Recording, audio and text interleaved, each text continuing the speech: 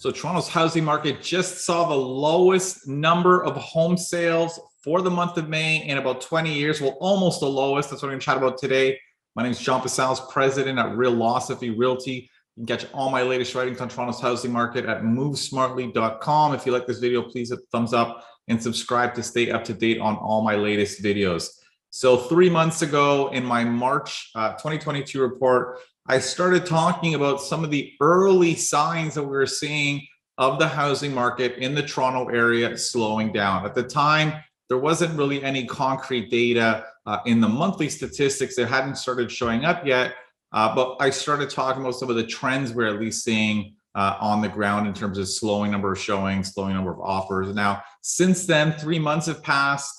And for the month of May, we just saw the lowest number of sales for the month in 20 years. I say almost the lowest because the only month in that period that was worse than sort of the last month was actually May 2020, which was during the COVID-19 lockdown, or at least the initial one when the market pretty much froze. Aside from that, very, very low sales volumes.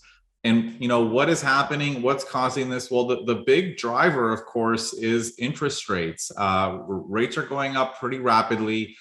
Some buyers who are buying right now are still qualifying based on older rate holds that they have from a couple of months ago. But as we move into the summer months, a lot of those rate holds are expiring and people have to qualify at today's posted rates, and rates are significantly higher than they were 3 months ago. I mean, we're in June right now. Within 1 month, I mean, just for some context, the Bank of Canada is going to raise rates again, which effectively means that the stress test on variable rate mortgages is probably going to be close to 6%. Right now, it's about 5.25.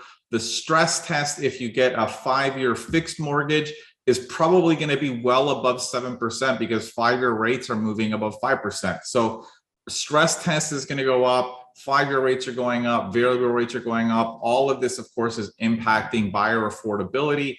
It's a lot harder to afford today's prices when you're paying 5% on your mortgage versus 1.5%, which is what borrowers were getting 9 to 12 months ago. So that's really the key sort of trend we're seeing right now.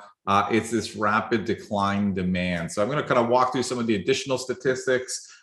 This big slowdown in demand has really pushed inventory levels up for low-rise homes. I mean, months of inventory is up to about 2 months, and it's pretty quick. I mean, not as quick as what we saw in 2017, but it's still, of course, slowing down pretty rapidly. Now, low-rise home prices, average prices fell to $1,444,000 in the month of May. That's still up year over year, but it's down from a peak of 1.68 for the month of February. So prices have started to trend down. I mean, in terms of weekly statistics, I'm starting to see some of those prices plateauing. I think we're starting to see fewer stressed or distressed sellers, but we're going to see what that looks like as we move into the spring market.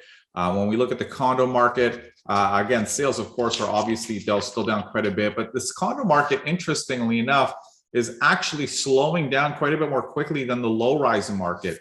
Months of inventory is about 2.5, but prices have been relatively stable compared to the housing market. I mean, average prices for condominiums, $795 down from $840 a couple of months ago. So again, we're seeing some stability in the prices for condominiums, but we're seeing inventory rise pretty rapidly. Now, I'm going to wrap up by talking about, where do we see the market going in the months ahead? I mean, it's anybody's guess.